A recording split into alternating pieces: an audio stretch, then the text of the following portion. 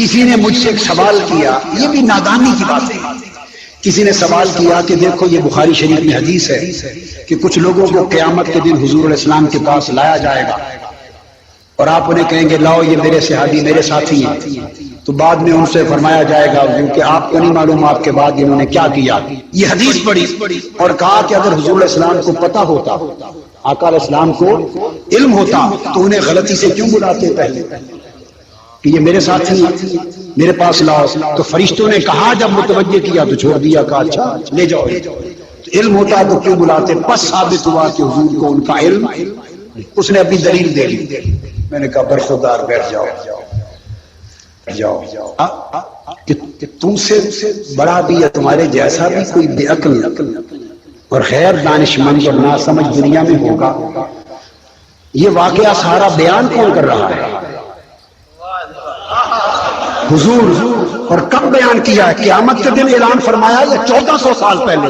1400 سال بھئی اس کو وہ لایا جائے گا، میں بلاؤں گا، فرشتے کہیں گے چھوڑ دوں گا، بتا تو خود رہے ہیں ظالم، ابھی کہتے ہوئے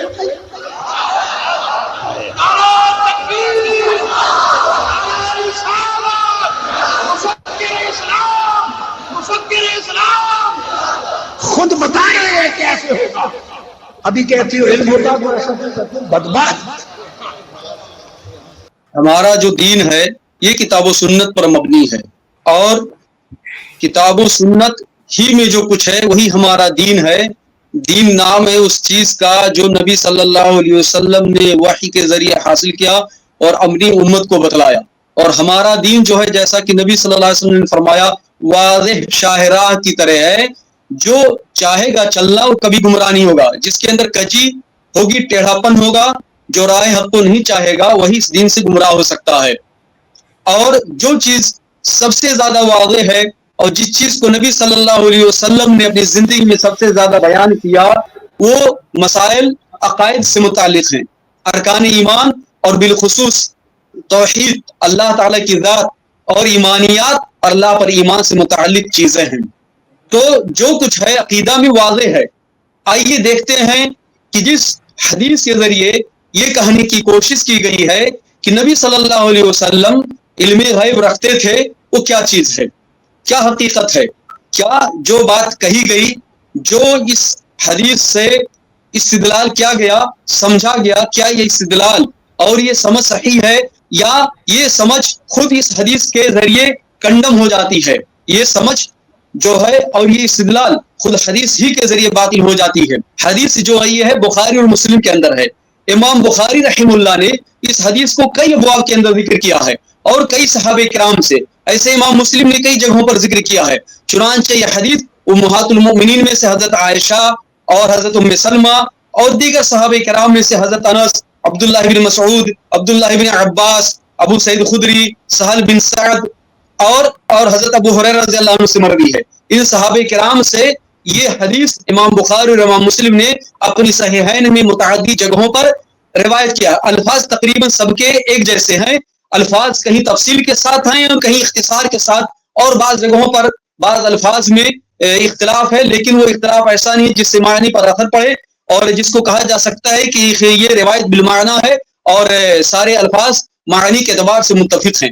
آئیے ان میں سے ایک روایات کو جو امام بخاری رحمہ اللہ نے کتاب التفسیر کے اندر روایت کیا ہے، اللہ کے رسول صلی اللہ علیہ وسلم کے چچا زاد بھائی حبر الامہ عبداللہ بن عباس رضی اللہ عنہما سے۔ وہ حدیث لمبی ہے جس کی شروعات ہوتی ہے کہ عبداللہ بن عباس کہتے ہیں، امام بخاری کہتے ہیں حدثنا ابو الولید حدثنا شعبۃ قال اخبرنا المغیرۃ بن النعمان قال سمعت سعید بن جبیر عن ابن عباس رضی اللہ عنہما قال خطب رسول اللہ صلی اللہ علیہ وسلم فقال یا ایھا الناس انکم محشورون الی اللہ حفاۃ غراۃ غرلا۔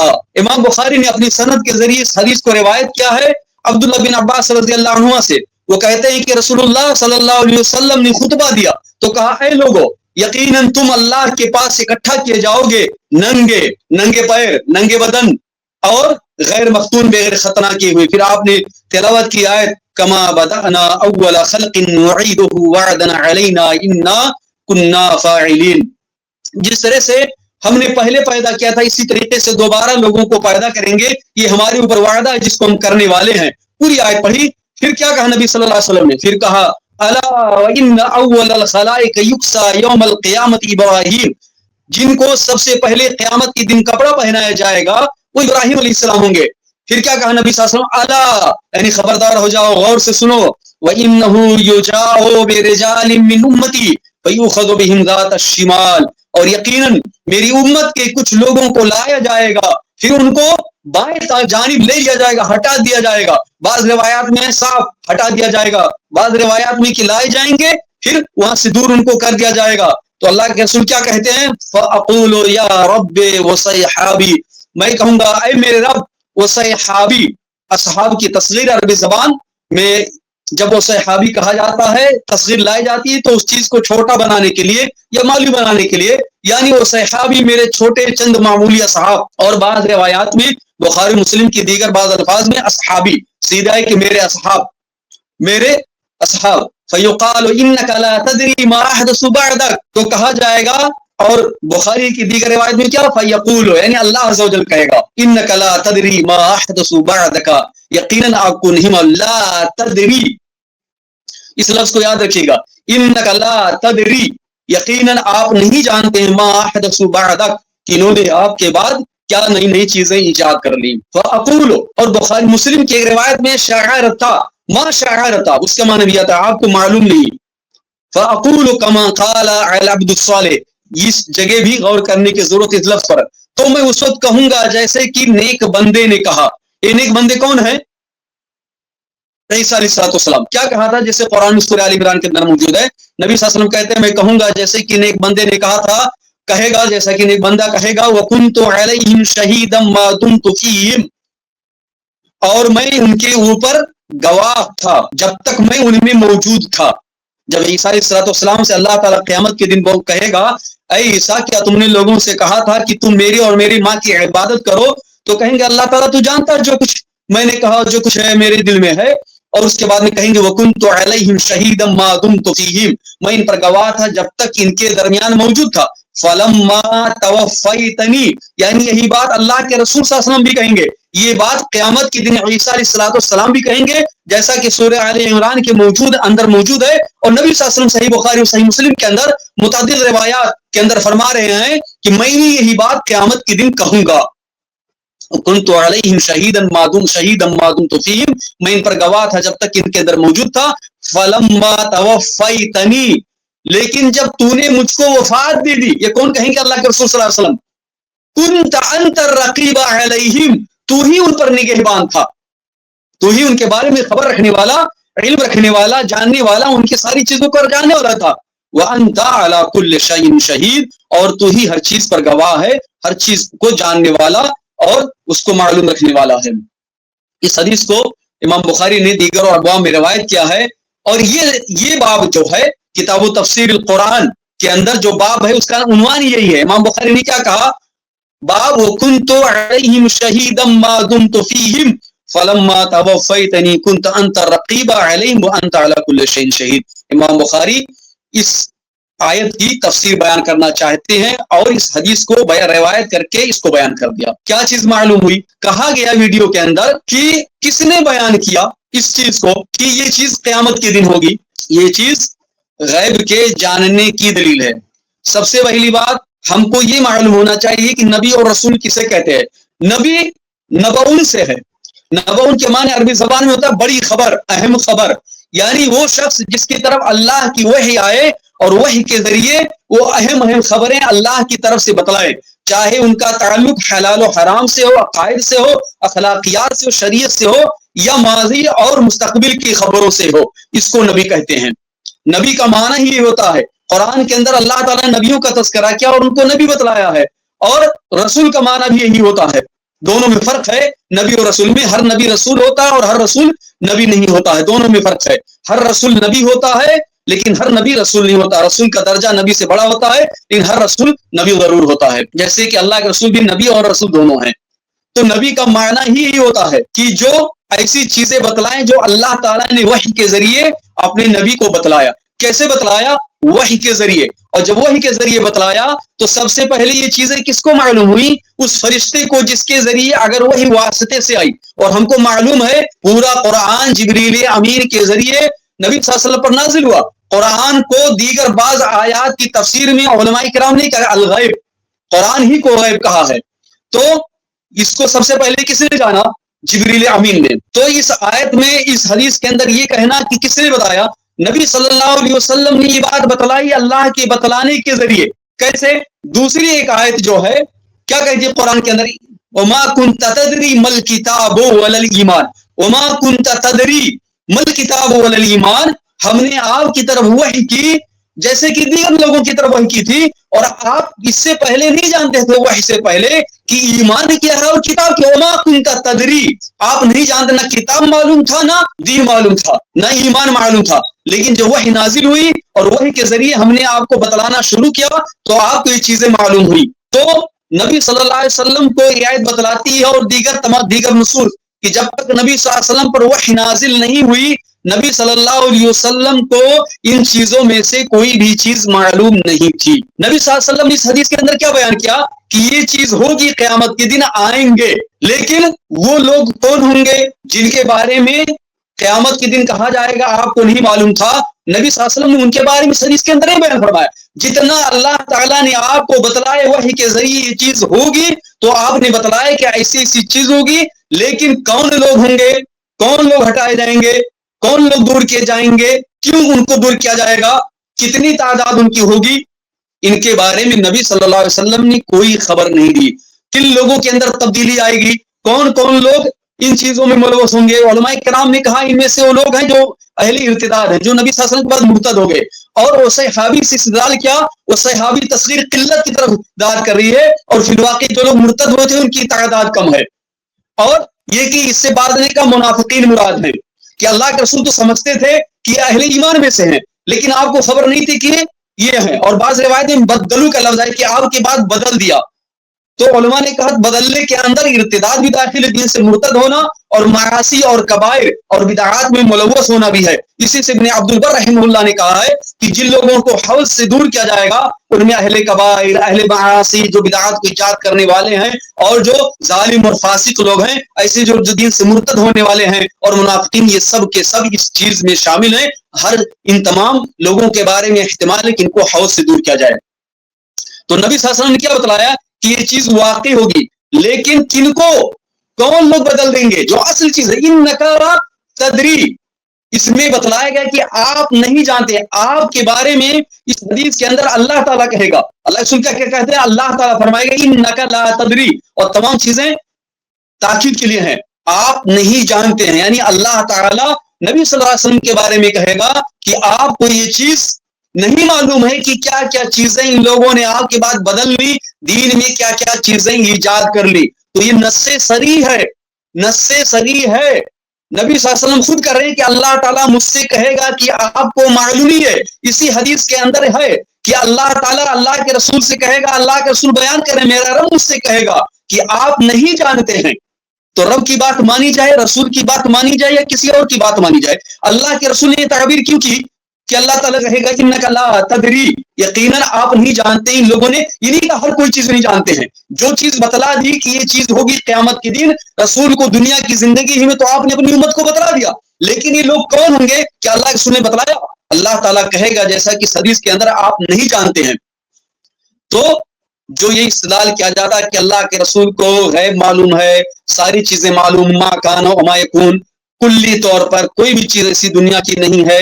जितनी गैबियात हैं हर एक चीज से अल्लाह के रसूल मुत्तले हैं, और अल्लाह ताला ने आपको मुत्तले कर दिया, आपको खबरदार कर दिया था। ये चीज गैर सही है। अल्लाह के रसूल नबी थे, रसूल थे।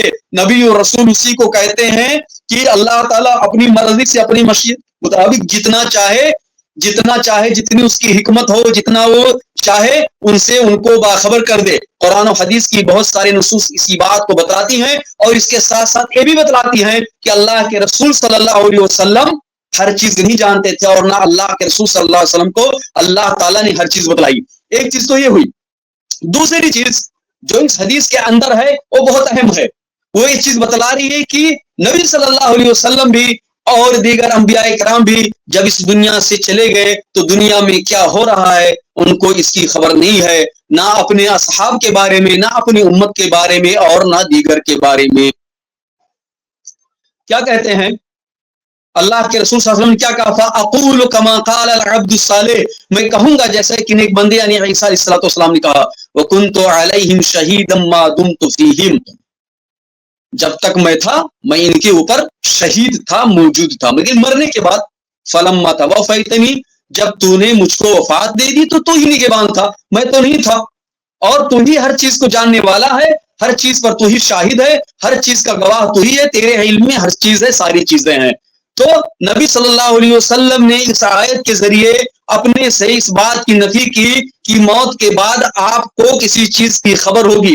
اس آیت کے ذریعے، یہ آیت جو اصلاً عیسیٰ علیہ السلام کے بارے میں سورہ مائدہ کے اندر، میں نے شاید پہلے کہا تھا آل عمران کے اندر، سورہ مائدہ کے اندر ہے یہ آیت، اس کے اندر یہ آیا ہے کہ عیسیٰ علیہ السلام ہی بات کہیں گے، تو نبی صلی اللہ علیہ وسلم ہی بات کہیں گے کہ موت کے بعد ساری چیزیں کیا ہوئی آپ کو نہیں معلوم۔ اور اللہ تعالیٰ ایسے کہہ رہا ہے ما کنت تدری ما الکتاب ولا الایمان، یعنی نبوت سے پہلے بھی آپ کو نہیں معلوم تھا۔ تو اللہ کے رسول کو کچھ چیزیں اگر معلوم ہوئی، بتلائی گئی، حتیٰ کہ اللہ کا کلام بھی غیب ہے، جو چیزیں قیامت کے بارے میں ہوں گی، عام کسی اور کے بارے میں جو چیزیں بتلائی گئی، اس لیے بتلائی گئی کہ اللہ تعالیٰ نے آپ کو نبوت کے مقام سے سرفراز کیا، بلکہ آپ کو خاتم الانبیاء اور سید الانبیاء والمرسلین بنایا۔ تو نبی اور رسول ہونے کی وجہ سے ہے، دلائل سے معلوم ہوا کہ نبی ہونے سے پہلے آپ کو چیزیں سب نہیں معلوم تھی، اور جب وفات ہو جائے گی، موت ہو جائے گی، تو بھی علم اور دنیا میں کیا ہوتا ہے، ساری چیزوں سے آپ کا تعلق ختم ہو جائے گا۔ تو یہ کہنا کہ یہ آیت، یہ حدیث اس بات کی دلیل ہے کہ اس کے اندر یہ چیزیں ہیں جی آپ علم غیب جانتے تھے، یہ اصلاً حدیث کو توڑ مروڑ کے پیش کرنا ہے۔ اور جو چیز محل نزاع میں دلیل ہے، محل نزاع کہ آپ غیب جانتے کہ نہیں، تو اس کے بعد انک لا تدری، اللہ تعالیٰ فرما رہا ہے، رسول صلی اللہ علیہ وسلم اس کا اقرار کر رہے ہیں، اور پھر وکنت علیہم شہیدا ما دمت فیہم کہہ کر کے مزید تاکید فرما رہے ہیں کہ علم غیب سے میرا تعلق نہیں، مگر جتنا اللہ تعالیٰ بتلا دے، اور یہ نبی اور رسول ہونے کی بنا پر ہے۔ دوسری بات، یہ نص صریح ہے، یہ انک لا تدری، یہ نص صریح ہے۔ دوسری حدیث نص ما شعرت، یہ نص صریح ہے۔ نص صریح کے بالمقابل نص صریح یعنی اس کے علاوہ کسی اور معنی کا احتمال ہے، اس کے بالمقابل ادھر ادھر کی بات کرنا اور توڑ موڑ کے پیش کرنا، ان ساری چیزوں کی کوئی حیثیت نہیں ہے۔ یہ نص صریح قطعی الدلالہ اور قطعی الثبوت ہے۔ کتنے صحابہ کرام سے مروی ہے، کتنی روایتیں ہیں بخاری مسلم میں، تو اس کے ثبوت ثابت ہونے میں بھی کوئی شک و شبہ نہیں، مکمل قطعی ثبوت ہے۔ اور ایسے ہی دلالت اس کی واضح نص صریح، اس کے علاوہ اس کا معنی کوئی اور نہیں ہو سکتا، کیونکہ جو دوسری سورہ مائدہ کی آیت اس کو پڑھ کر کے نبی صلی اللہ علیہ وسلم نے مزید وضاحت کر دی۔ تو ان ساری چیزوں کی موجودگی میں یہ کہنا کہ یہ حدیث علم غیب پر دلالت کر رہی ہے، یہ اس بات کے خلاف ہے جو خود حدیث کے اندر موجود ہے، اور جو نبی صلی اللہ علیہ وسلم نے بیان فرمایا ہے، اور جو عیسیٰ علیہ السلام نے اپنے بارے میں کہا ہے۔ اس کے علاوہ اس کی تاکید کیسے ہوتی ہے؟ بہت ساری نصوص میں آیا، اس کو پڑھنے اور کہنے کی ضرورت نہیں ہے کہ اللہ تعالیٰ نے قرآن کے اندر کیا فرمایا کہ اللہ کے علاوہ آسمان و زمین میں جو ہے کوئی غیب نہیں جانتا ہے۔ من عموم کے لیے کوئی نہیں جانتا ہے۔ قل لا يعلم من في السماوات والارض الغیب الا اللہ، سورہ نمل کی آیت ہے، آپ کہہ دیجئے نہیں جانتا ہے ہر وہ شخص، ہر وہ ذات جو آسمان و زمین میں ہے غیب کو سوائے اللہ کے، اللہ ہی صرف غیب جانتا ہے۔ اور غیب اس کو کہتے ہیں، جیسا کہ امام طبری نے بعض آیات کی تفسیر میں بیان فرمایا ہے کہ جو مخلوق کی نگاہوں سے اوجھل ہے، جو مخلوق کی نگاہوں سے اوجھل ہے وہ غیب ہے، کوئی بھی چیز ہو۔ تو اللہ تعالیٰ کہتا نہیں، بعض آیات میں آئے کہ اللہ کی جو اللہ تعالیٰ چاہے اپنے انبیاء میں سے، رسول میں سے جن کو بتلا دے، جب بتلا دیا تو وہ چیز غیب مطلق نہیں، غیب نسبی، بعض کو معلوم ہے، بعض غیب وہ ہے جو صرف اللہ کو معلوم، اللہ کے علاوہ کسی کو معلوم نہ ہو، جبریل امین کو معلوم ہوا، دیگر فرشتوں اور سب کو۔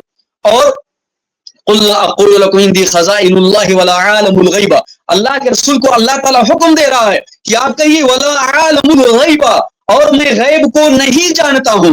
پہلی آیت میں کہہ دیجئے کوئی نہیں جانتا، اور اس میں اللہ کے رسول کے بارے میں بالخصوص کہا ولا عالم الغیب، میں غیب نہیں جانتا۔ اللہ کے رسول کہتے ہیں، اللہ کہتا کہو میں نہیں جانتا ہوں غیب، اور ہم کہتے ہیں نہیں اللہ کے رسول غیب جانتے ہیں، کیا کریں؟